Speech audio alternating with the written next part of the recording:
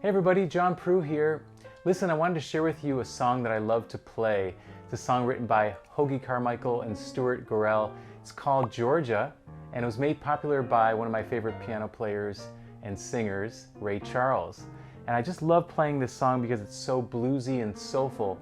So what I thought I would do, I'm going to play the song through once, no arrangement planned at all, and then we're going to go back, break it down, and I'll show you some different techniques that I used.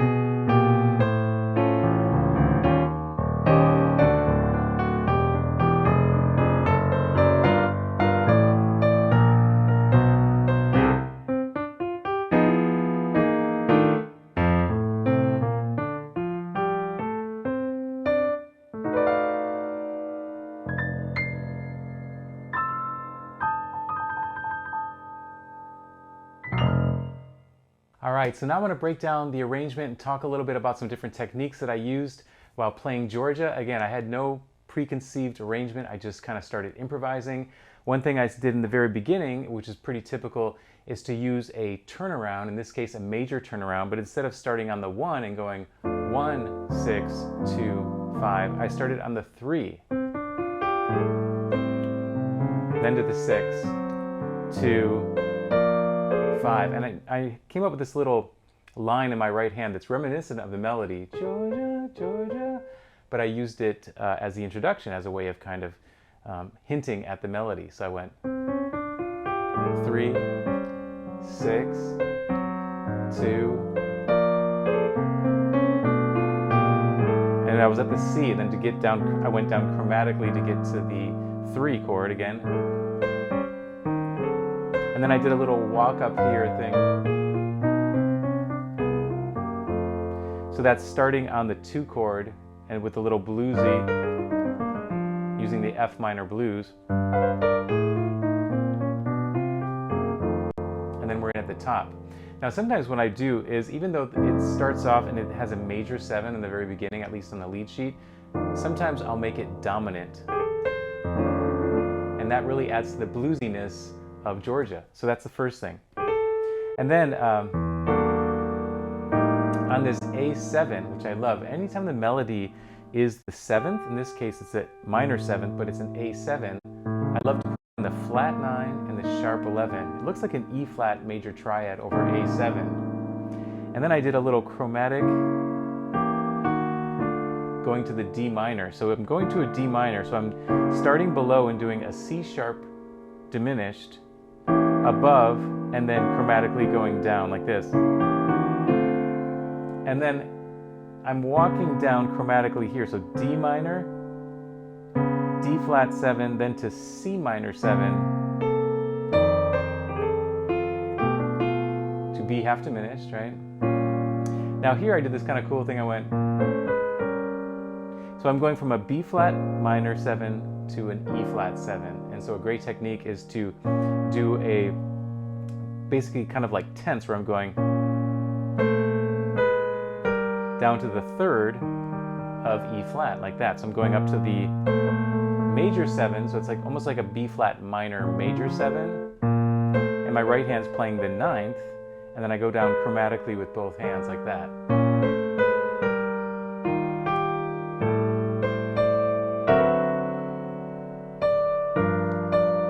Now here, instead of just going on my mind, I love to do chromaticism anywhere I can. So I did this where I went da,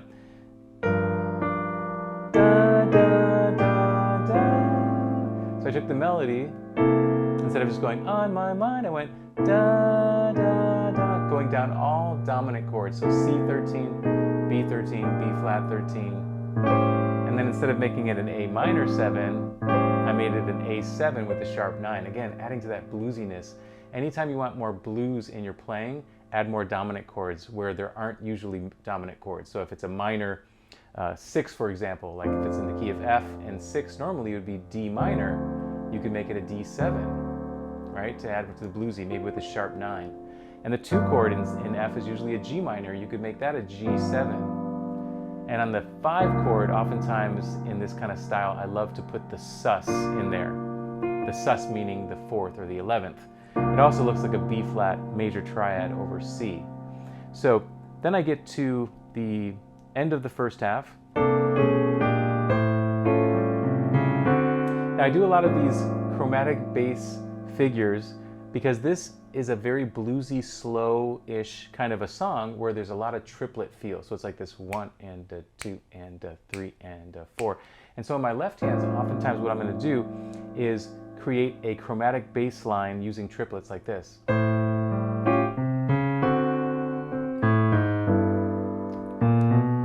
You see that? So I'm going from the 3 chord chromatically up to the 6. Then I go chromatically down to this 2 chord, chromatically up to the 5 chord. That's a really great technique that you can use. And then we go back and play the second A section.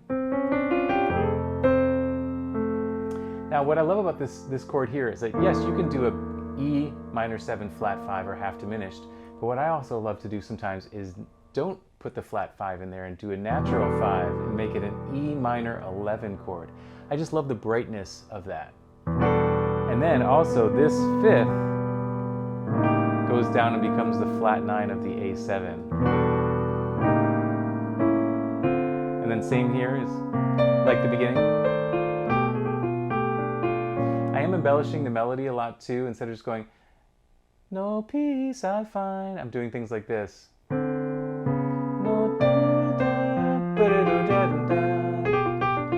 That's that kind of blues sound, right? So it's kind of like, you can think of it as the F minor blues or even D minor blues you can use as well for this. There's that chromatic thing again, going to the E flat 7. And I love any kind of inner voices that I can come up with. So this is an D13. There's a 13 and there's the 9th. But watch how I make the 13th to the flat 13. So anytime I can have a moving part in the middle like that, I like to do. And again, I'll do a walk up here. And then walk up here. Now to go to the bridge, instead of just staying on the F and then going E half diminished to A, I love to do this figure. It's pretty cool. It's like this. So we go, here's the walk up. Now watch this. F minor 11, E minor 11, A7, which brings us to D minor. So I'm going F major 7, F minor 11, E minor 11, A7 flat 9. Isn't that nice? I love doing that on this turnaround. So we have again.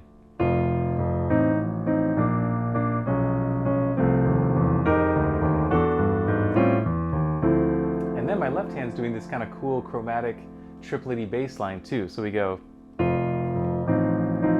Now watch my left hand.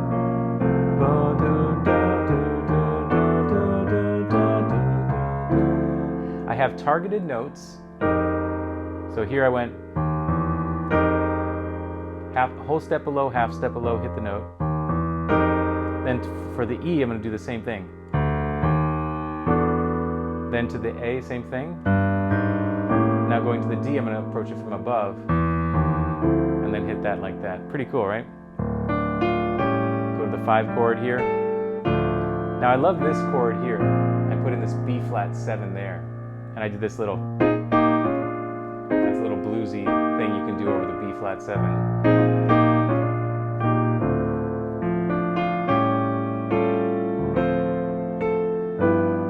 Now from the G, I'm going to go back down to D minor, right? So one thing I love to do with that is to use what's called parallel minors.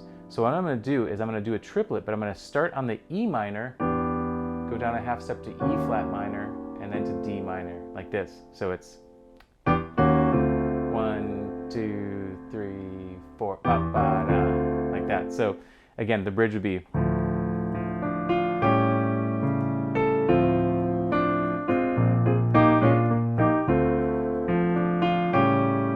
we go, ready? To the G7, watch, da, da, da, da, da.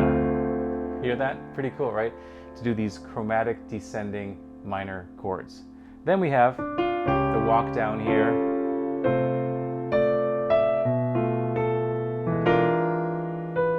I love to do that when I have again, the root is in the melody here because it's an E7. I put in a sharp 11 here and then resolve up to the 5th. Here's an A13 and there is the flat 13. D9 sus, D7 flat 9, G13, G flat 13, C9 sus, C7 flat 9. I love that, so cool. And then this is the last A section. And I believe I did this where I went. That's a great technique. Whenever you have a major chord, especially when you're trying to make it more bluesy and sort of gospel, is you take a major chord and you simply go up a whole step to the next minor chord, which is G minor, right? G minor and then go back to F. G minor, F, G minor, F. These are all inversions. That's a really cool technique that you can use. So because we have F for a whole bar, right? Pretty cool how you can put that in.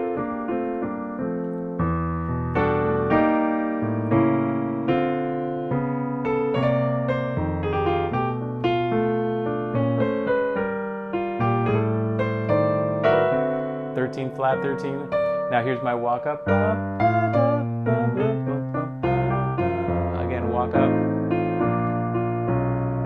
Now to go back to the beginning when I did the solo, I did a 1-6-2-5 turnaround with triplets in my left hand, so I went like this.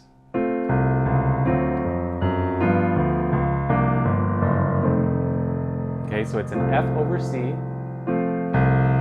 D7 sharp 9, G7, C9 sus, and then F, and that starts the solo.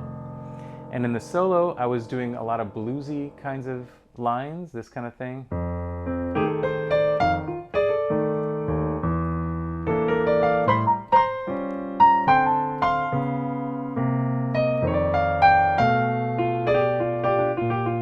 Again, that's kind of like quoting the melody, right? And then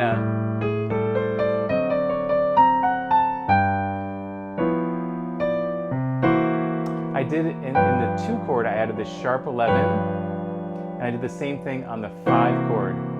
That's a really cool technique that you can use as well, is just whatever dominant chord you're playing, and you put an alteration like this. In your improvisation, the sharp 11, you can do the same thing on the 5 chord. Hear that?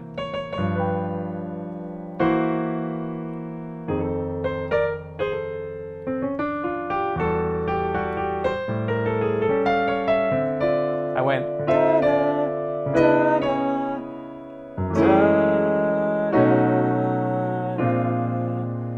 so there, to get to the B flat chord, I went F sharp minor 9 to B 13 and then to B flat 7. I know the music says to go to B half diminished, but you can also go to B flat 7 there and then go up the half step to B diminished. So I went and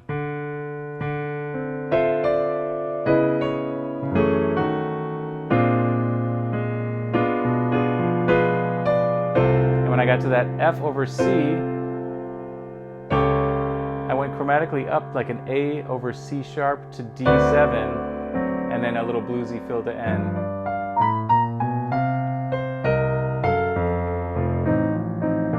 And pretty typical of this style, what you would do is go back to the bridge and play the melody. Now in the second half of the, when I went back to the bridge, I did this chromatically with my left hand. I went like this. Another kind of cool way of getting from D minor to B flat 7.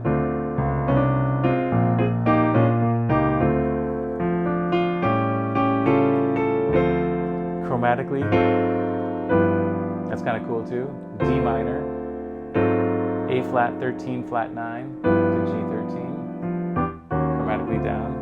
Now here, instead of doing this, like the music says,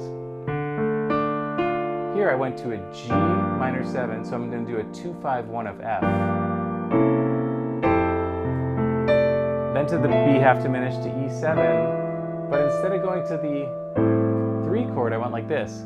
B flat minor 7 to E flat 7, A minor 7 to D7, A flat minor 7 to D flat 7, G minor 7 to C7. I learned that from a recording.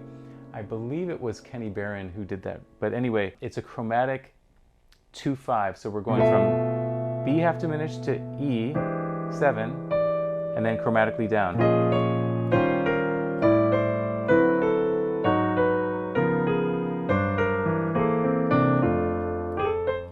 Now we're back to the last A section.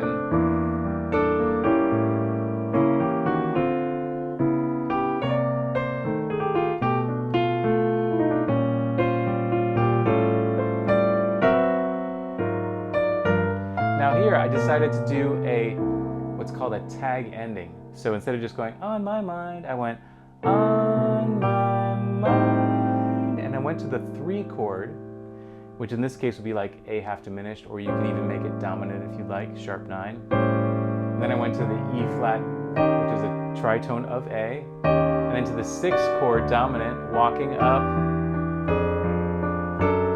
and then G minor walking up. This is like a little break. 2, 5, 1, and then I did this little thing at the end.